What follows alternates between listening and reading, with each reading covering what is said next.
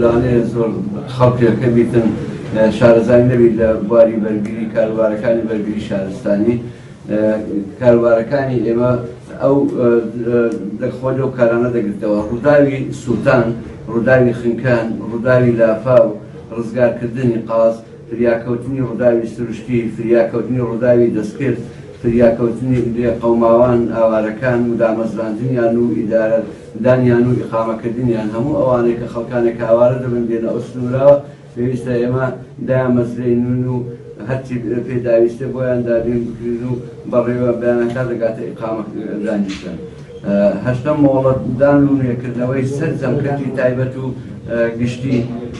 نوێیەم چاودێریکردنی گشتی پشکنین کە ئێستا لیژنەی تایبەتیمان هەیە بۆ پشکنین کە گەڕانە بە هەموو شوێنە گشتی و تایبەتەکان بۆ جێبەجێکردنی ئەو ڕێنمایانەی کە پێویستە هەیان بی لە بواری بەرگری شارستانی. فێرکردن و ڕاهێنان و وانەوتنەوە لەسەر زەمزانکۆ و پەیمانگاکان و خوێنگاکان کە ڕۆژانە لەوانەیە بە خۆشتان بیان بینن کە بەردەوامی لە ڕەوزەیەک و لە حەزانەیەکەوە تاوەکو دەگاتە زانکۆکان وا نەدەرینەوە. لە سەر ئەم ساڵەکە ڕووداوەکان کە ڕووی داوە کۆی ڕووداوەکان 732 ڕوودا و لە سنووری بەڕێوەبەرایەتەکەمان ڕوویداوە کە بەهۆیەوە 14 هاوڵاتی گیانیان لەدەستداوە، 13 بەهۆی ڕووداوی خنکانەوە بۆ یەک لە هاوڵاتیەکان بەهۆی ڕووداوی سووتانەوە بوو.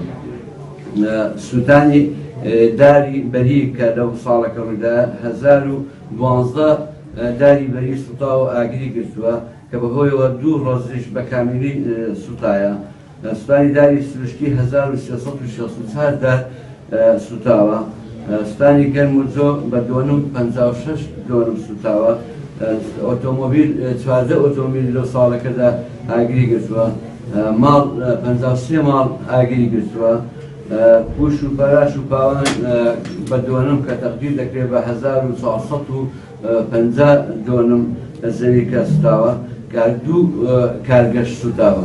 دیوادارین ئەم ساڵی نوێ زیاترەمە خۆمان ئامادە بکەین و ساز دەین بۆ کەمکردنەوەی هەموو ئەو ڕووداوانەی کە ڕوویان داوە لە ساڵی ئایندە ساڵی 2016 ئینشاڵڵا ساری سەرکەوتن دەبی بەسەر داعش و سەرکەوتنی هێزی پێشمەرگە دەبیتن و ئەو ڕووداوانەش ئینشاڵڵا وەردەکەین کەمتر بکرێتەوە. پلان و بەرنامەی نوێشمان دەبی لۆ ساڵی ئایندەدا ئینشاڵڵا بە سەرکەوتنی ساڵی 2016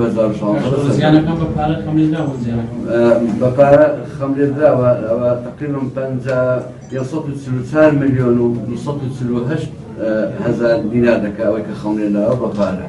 ئەوانەی بەهۆی ڕووداوەکانەوە وردەکاریەکان و ناوەکانەوە هەموو لە وەڕەخانەدایە کە دیسان دەینێ. ساڵی پارکەمیان کردو یان ڕووداوەکان تقریباً هاوشانی یەکترن، بێن کەمتر بوویتەوە.